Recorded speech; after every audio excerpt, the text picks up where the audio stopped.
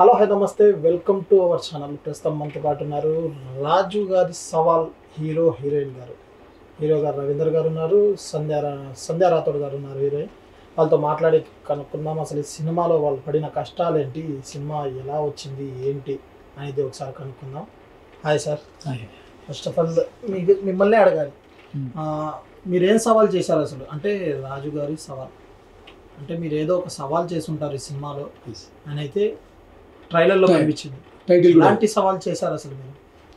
ఎలాంటి సవాల్ చేశారు అనే దానికి సినిమా చూడాలి. కానీ ఒక హింట్ ఏమంటే, ఒక మిడిల్ క్లాస్ వ్యక్తి లేదా నార్మల్ లైఫ్, అందరి లైఫ్లో మన డే టు డే యాక్టివిటీస్లో ఎన్నో సవాళ్ళు ఉంటాయి. అంటే మన లైఫే ఒక సవాళ్ళగా నడుస్తూ ఉంటుంది.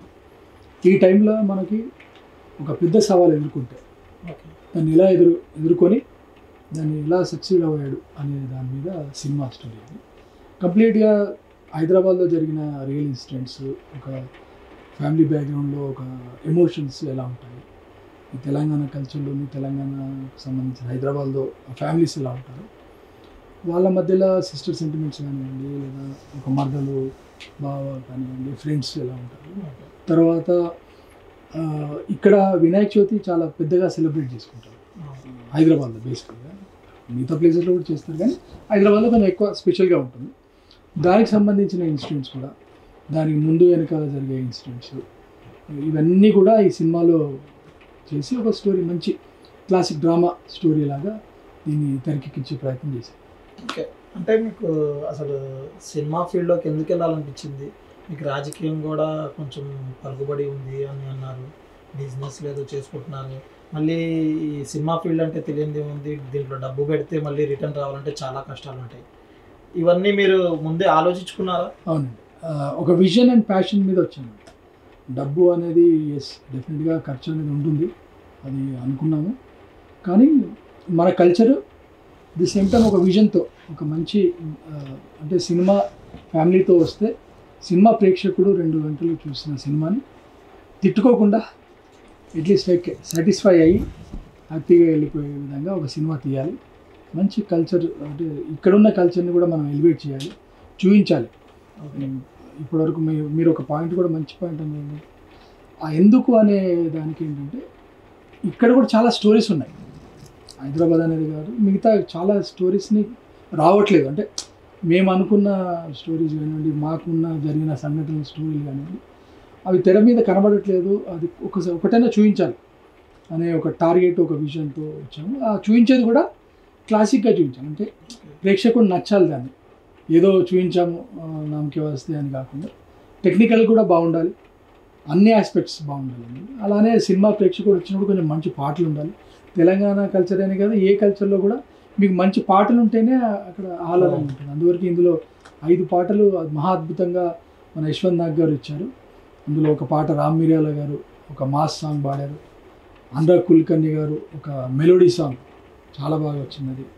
అలానే గోరెటి వెంకన్న గారు ఒక మిడిల్ క్లాస్ లైఫ్కి సంబంధించిన మంచి రచనతో ఒక సాంగ్ వచ్చింది, అది కూడా అద్భుతంగా వచ్చింది. రియల్ స్టోరీ అంటారా? అంటే రియల్ ఇన్సిడెంట్ తీసుకొని మీరు చేశారా? ఎస్ అండి, హైదరాబాద్లో మా చుట్టుపక్కల మాకు జరిగిన కొన్ని ఇన్సిడెంట్స్ని ఒక సినిమా రూపంలో దాన్ని తెరకెక్కించే ప్రయత్నం చేశాం. ఓకే, హీరోయిన్ గారు సంధ్యా రాథోడ్ గారు, అంటే ఫస్ట్ ఆఫ్ ఆల్ సినీ ఇండస్ట్రీలో మీరు మొదటి సినిమా కదా ఇది, ఎందుకు నేను హీరోయిన్గా యాక్ట్ చేయాలనిపించింది? ఈ సినిమాని ఎందుకు ఎంచుకున్నారు? నాకు చిన్నప్పటి నుండి యాక్టర్స్ అవ్వడం నా డ్రీమ్ అది.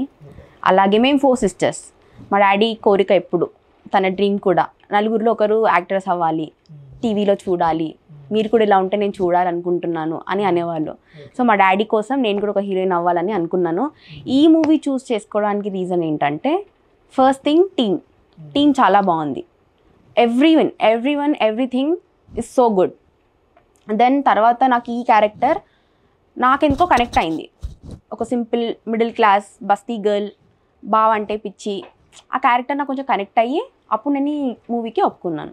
ఓకే, అంటే నేను ట్రైలర్లో చూసాను బావ అంటే నిజంగా రియల్గా అయితే ఒక బావని ఒక మరదలు, వాళ్ళిద్దరి మధ్యలో ఇంకొక అమ్మాయి వస్తే ఎలా ఉంటుందో తెలుసు. అలాంటి ఇన్సిడెంట్ రియల్గా అయితే మీకు ఎలా అనిపించింది? ఆబ్వియస్గా పొజిటివ్ అవుతారు, బట్ నాకు లేరు ఎవరు. కొట్టేస్తారా లేదంటే నార్మల్గా చెప్తారా? నాకు లేరు కదా, నాకు ఎలా తెలుస్తుంది? అంటే నార్మల్ గా ఈ సినిమాలో కాకుండా రియల్ గా ఉంటే ఎలా ఉండేది అంటే ఉంటే మాత్రం ఖచ్చితంగా కొట్టేస్తారు. ఎస్, గొడవాడి ఒకవేళ బావకి నా మీద ఇష్టం ఉంటే ఖచ్చితంగా గొడవ పడతారు. అమ్మాయిలు హీరోయిన్ అవ్వాలంటే వాళ్ళు ఇంకా ఎన్నో కష్టాలు పడతారు. నేను కష్టపడి హీరోయిన్ అవుతాను అని అనుకునే వచ్చారా లేదంటే సడన్ గా ఆఫర్ వచ్చిందా మీకు? లేదు, నేను ముందు థియేటర్స్ చేశాను, అందులో ప్లేస్ చేశాను నాకు ప్రాక్టీస్ అవ్వడానికి. ఇంకా నాకు థియేటర్స్ ఒక మంచి ఎక్స్పీరియన్స్ ఇచ్చింది. తర్వాత నా మీద నాకు కాన్ఫిడెన్స్ వచ్చింది మెయిన్గా. దెన్ అందుకు ఈ మూవీ చేయడం జరిగింది. యాక్టింగ్ లో ఏ హీరోయిన్ అంటే ఇష్టం, ఏ హీరోయిన్ యాక్షన్ అంటే ఇష్టం? సమంత గారు. సమంత గారు. అందుకనే మీరు కూడా అలా యాక్ట్ చేస్తున్నారా, మాట్లాడుతున్నారా? లేదు, వాయిస్ అంటే అలా అనిపించింది? లేదు, నాకు చాలా ఇష్టం తన యాక్టింగ్ కానీ తను చేసిన ఫిల్మ్స్ కానీ న్యాచురల్గా ఉంటాయి చాలా. తను నన్ను తను చేసిన ఎవ్రీ మూవీ నాకు ఒక ఇన్స్పిరేషన్. అంతే, తనలా చేయాలి నేను అని అనుకుంటాను. సినీ ఫీల్డ్లో చూసుకుంటే ఒక హీరోగా చేయాలంటే చాలా కష్టం, మళ్ళీ డైరెక్షన్ చేయాలంటే ఇంకా కష్టం, ప్రొడ్యూసర్ అంటే దానికి హైవే. అంటే 3 steps ఉంటాయి. ఒక ప్రొడ్యూసర్ దొరకాలి, ఒక కథ వినాలి, ఒక హీరో సెలెక్ట్ అవ్వాలి. ముగ్గురు మీరే అయితే ఎందుకంటారు? అంటే మిమ్మల్ని ఎవరైనా హీరోగా చేయాలంటే చెయ్యరని చెప్పి మీరే డబ్బులు పెట్టుకొని మీరే డైరెక్షన్ చేసుకున్నారా? లేదండి, యాక్చువల్గా నేను ఆ పైన ఫస్ట్ ప్రొడ్యూసర్ లాగా వచ్చాను. ఓకే. కిందవి 2 తర్వాత అవ్వాల్సి వచ్చింది. అంటే సినిమా నేను ఇప్పటివరకు అన్నట్టు ఇక్కడ లోకల్ ఒక సినిమా మన స్టోరీని మనం చూపించాలి అని కొంతమందిని అప్రోచ్ అయ్యి సినిమా ఇండస్ట్రీలో నాకు తెలిసిన వాళ్ళతో టెక్నికల్ రిలేటెడ్ వాళ్ళని అప్రోచ్ అయ్యి ఒక షెడ్యూల్ కూడా తీస్తే వేరే వాళ్ళని పెట్టుకొని ఆ షెడ్యూల్ మాకు నచ్చలే. అంటే నాకు పర్టికులర్గా నచ్చలేదు. అది అవుట్పుట్ ఏదైతే మేము అనుకున్నామో మేము అనుకున్న విధంగా మా విజన్ ఏదైతే ఉందో దాని పరంగా రాలేదు. తర్వాత డైరెక్షన్ కావాల్సి వచ్చింది, తర్వాత దీనికి లీడ్ రోల్ హీరో కూడా కావాల్సి వచ్చింది. అంటే మా క్యారెక్టర్స్ ఇలా ఉంటాయంటే సరే మా టీం అందరు ఏమన్నారంటే సరే మీరే చేయండి, దానికి మీరు ఏదైతే ఎక్స్ప్లెయిన్ చేస్తున్నారో అది మీరే అయ్యేటట్టు ఉందని ఒక 3 నెలలు వర్క్షాప్స్ చేశాను. ఏదో హీరో అవ్వాలి చలో చేసి చూపిద్దాము ఏదో అంటే అది కాదు, చేస్తే కరెక్ట్గా చేయాలి, ఒక టెక్నికల్గా కరెక్ట్ ఉండాలి, ఎవరు మనని వేలెత్తి చూపేయకుండా ఉండదని అందరూ టీం అందరు వీళ్ళంతా చాలా బాగా కష్టపడ్డారు. 3 నెలలు సుమారుగా వర్క్షాప్స్ చేస్తూ రియల్ లొకేషన్స్ హైదరాబాద్లోని లోవర్ ట్యాంక్ బండ్ కవాడిగూడలో కొన్ని ఇన్సిడెంట్స్ జరిగాయి. అదే రియల్ లొకేషన్ కావాలని అక్కడే మేము వర్క్షాప్స్ చేసి చాలా టెక్నికల్గా చాలా స్ట్రాంగ్గా పెట్టాలని టెక్నికల్ టీం కూడా స్ట్రాంగ్గా పెట్టుకొని చాలా కష్టపడ్డాం. ఇప్పుడు రేవంత్ రెడ్డి గారి గురించి చూసారు కదా, కాంగ్రెస్ పరిపాలన. రేవంత్ రెడ్డి గారు చాలా కష్టపడి ఇక్కడ సీఎం హోదాలో ఉండి గెలిచారు. ఆయన గురించి మీరు ఏం చెప్తారు? ఆయన గురించి చెప్పేంత వాళ్ళమైతే మేము కాదు, కానీ ఆయన ఈజ్ ఎ ఫైటర్ అండి. ఓకే. ఆ టైంలో తెలంగాణలో ఉన్న పరిస్థితుల బట్టి ఆయన అధికారంలోకి రావడం అనేది ఈజ్ గ్రేట్ ఫైట్. అది చిన్న విషయం కాదు. అప్పుడున్న పరిస్థితుల్లో చాలా పెద్ద అచీవ్మెంట్. అది ఒక ఎగ్జాంపుల్గా తీసుకోవచ్చు. అంటే నేను ఇప్పటివరకు అన్నాను కదా, ఒక్కొక్కరితో ఒక్కొక్క ఎగ్జాంపుల్ తీసుకోవచ్చు. రేవంత్ రెడ్డి గారితో అదొక ఎగ్జాంపుల్. అంత సింగిల్గా అసలు ఎంతో ఫైట్ చేసి వచ్చినాయి. అలానే పవన్ కళ్యాణ్ గారితో ఒక ఎగ్జాంపుల్ తీసుకోవచ్చు, జగన్ రెడ్డి గారితో ఒక ఎగ్జాంపుల్ తీసుకోవచ్చు, ప్రతి లీడర్తో ఒక ఎగ్జాంపుల్ తీసుకొచ్చాను. జగన్మోహన్ రెడ్డి గారి గురించి మీరు ఏమైనా విన్నారా, ఏమైనా తెలుసా? అంటే అదే అంటున్నాను, జస్ట్ అంటే అప్పుడు టైంలో ఆయన జైలుకి వెళ్ళి అందరూ అయిపోయింది అనే పని అనుకున్నారు. సో ఆయన ఈ ఫైటెడ్. అది తర్వాత అధికారంలో వచ్చి ఎలా చేశారనేది ఇర్రెస్పెక్ట్. అంటే ఒక పాజిటివ్ తీసుకుంటే ఫైటింగ్ స్పిరిట్ ఉన్నవాడు సాధించవచ్చు అనేది ఇప్పుడు మనం మాట్లాడుకున్న ముగ్గురిలో కనబడింది అంటున్నా నా పాయింట్. మీకు జగన్మోహన్ రెడ్డి గారిలో ఏం నచ్చింది? రాజకీయంగా కానీ అంటే రాజకీయం ఓర్పు కానీ పర్సనల్గా ఒకటి ఏంటంటే మనకి అప్పుడు జైల్లో పెట్టినా కూడా ఒకటి నేను సాధించాలి అనుకున్నాడు చూడండి, దాని గురించి ఇంకా తెగింపు చేశాడు కదా, ఆ తెగింపు అనేది అచీవ్ అయ్యాడు. అది ఒక పాయింట్ నేర్చుకోవడం తప్పలేదు. పవన్ కళ్యాణ్ కూడా అదే తెగింపు, సేమ్ అదే తెగింపుతో అది నచ్చింది.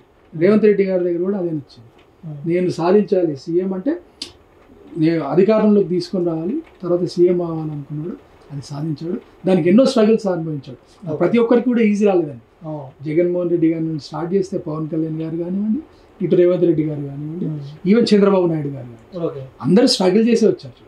అంటే there is a struggle is not, అంటే ఒకటి అచీవ్మెంట్ కావాలంటే ఈ స్ట్రగుల్ అనేది compulsory. High level top level ఉన్న వారి నుండి మన లెవెల్ వరకు కూడా. సో ఇక్కడ గల్లీలో కూడా అదే స్ట్రగుల్ ఉంటుంది. అవును, ఎవరైనా గల్లీ పాలిటిక్స్ నుంచే ఎగ్జాక్ట్లీ పైకి వెళ్తారు. ఇప్పుడు చిన్న చిన్నగా వార్డ్ మెంబర్ అని, తర్వాత ఇంకా ఎమ్మెల్యేలని, లేదా అలా చిన్న చిన్నగా ఎదుగుతారు. అయితే మీరు రాజశేఖర రెడ్డి గారు ఉన్నప్పుడు ఉన్నారు కదా, రాజశేఖర రెడ్డి గారికి జగన్మోహన్ రెడ్డి గారికి ఉన్న డిఫరెన్స్ ఏంటి? ఆయన పరిపాలన ఎలా ఉంది, జగన్మోహన్ రెడ్డి గారి పరిపాలన ఎలా అనిపించింది 2019 నుంచి 2024? ఎందుకంటే మీరు పాలిటిక్స్ గురించి సినిమాలో నేను ఎందుకు అడుగుతున్నా, యాక్చువల్గా నేను సినిమా గురించి అడగొచ్చు, అందరూ అడిగినట్లు అడగొచ్చు, కానీ ఎందుకు అడుగుతున్నా అంటే మీకు పాలిటిక్స్లో అనుభవం ఉంది, పాలిటిక్స్లో మీకు చాలా తెలుసు కాబట్టి అడుగుతున్నా. ఇక్కడ ఏంటంటే మళ్ళీ అక్కడ కూడా రెండు ఉన్నాయి. వైఎస్ రాజశేఖర రెడ్డి గారు, చంద్రబాబు నాయుడు గారు ఇద్దరు మిత్రులండి. ఇద్దరిని మీరు గమనించండి, ఇద్దరు కసి ఉన్న లీడర్స్, విజన్ ఉన్న లీడర్స్ అండ్ స్ట్రగుల్ పడ్డ leaders. Okay, YS Rajasekhara Reddy గారికి కూడా అధికారం ఊరికే రాలేదండి, చాలా స్ట్రగుల్ పడ్డారు. మొత్తం రాష్ట్రం అంతా ఫస్ట్ పాదయాత్ర చేసిన లీడర్ ఒకడు ఎవరన్నా ఉన్నారు అంటే వైఎస్ రాజశేఖర రెడ్డి. ప్రజల దగ్గరికి వెళ్ళిన ఏకైక అంటే ఎన్టీ రామారావు గారి తర్వాత,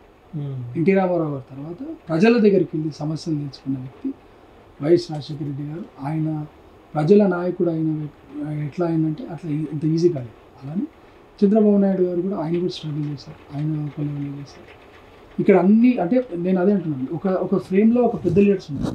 ఒకప్పుడు మనకి ఎన్టీ రామారావు గారు గ్రేట్ లీడర్స్, ఇందిరాగాంధీ గారు అట్లా అనుకుంటే, సెకండ్ ఫ్రేమ్లో ఇట్లా వైఎస్ రాజశేఖర రెడ్డి గారు, చంద్రబాబు నాయుడు గారు ఇలాంటి వాళ్ళు వచ్చారు. ప్రతి ఒక్కరితో ఒక్కొక్క బెనిఫిట్ అయిందండి. వైఎస్ రాజశేఖర రెడ్డి గారితో రైతులకు కానివ్వండి, ఇటు ఔటర్ రింగ్ రోడ్ ఓఆర్ఆర్ ఇలా అయితే, చంద్రబాబు నాయుడు గారితో హైటెక్ సిటీ లాంటిది విజనరీ లీడర్, అట్లా ఆయనతో కొన్ని బెనిఫిట్స్. ఓకే, పాలిటిక్స్ గురించి మనం పక్కన పెట్టాం, ఎందుకంటే నేను ఇందాక నుంచి పాలిటిక్స్ ఎందుకు అడిగానంటే ఈ సినిమాలో పాలిటిక్స్ ఉంది కాబట్టి. చిన్న గల్లీ లెవెల్లో చిన్నగా అంటే ఇలా ఉంటుంది, హై లెవెల్ నుండి కింద ఎవరైనా వెళ్ళేది. అయితే రీసెంట్ గా వచ్చిన సినిమాల్లో ఏ సినిమా వచ్చినా కంటెంట్ బాగుంటే బాగా ఆడుతుంది, కంటెంట్ బాగాలేకపోతే ఆడదు. నాకు కంటెంట్ గ్యారంటీ ఇస్తుంది, కంటెంట్ నమ్ముకొని వచ్చాం. Content will give the best answer అనేది నా బిలీవ్. మనం ఎంత పెద్ద హీరోలకు కూడా కంటెంట్ బాగాలేకపోతే సెట్ అవ్వట్లేదు, చిన్న హీరోలకు కూడా కంటెంట్ బాగాలేకపోతే సెట్ అవ్వట్లేదు. సినిమా అనేది ఒక కంటెంట్ బేస్డ్ ఇది ఫీల్డ్ అనుకుంటున్నాను, అంటే పాయింట్. ఓకే, కంటెంట్ బాగుంటే చిన్న హీరోలా పెద్ద హీరోలా అసలు హీరోనే పక్కన పెట్టండి, కంటెంట్ బాగుందంటే మీకు ఒక సినిమా 150 రూపాయలు, మీరు అన్నట్టు 150 రూపాయలు టికెట్ కొనుక్కొని వచ్చిన వ్యక్తికి 100% గ్యారంటీ కంటెంట్ ఉంది ఇందులో. అది హీరోనా హీరోయినా కాదు, కంటెంట్ ఉంది. ఆ కంటెంట్ని మీరు హ్యాపీగా రిలాక్స్ అయ్యి ఫీల్ అయ్యి ఆ 150 రూపాయలకి మేము జస్టిఫై చేశామని మేము ఖచ్చితంగా నమ్ముతాం.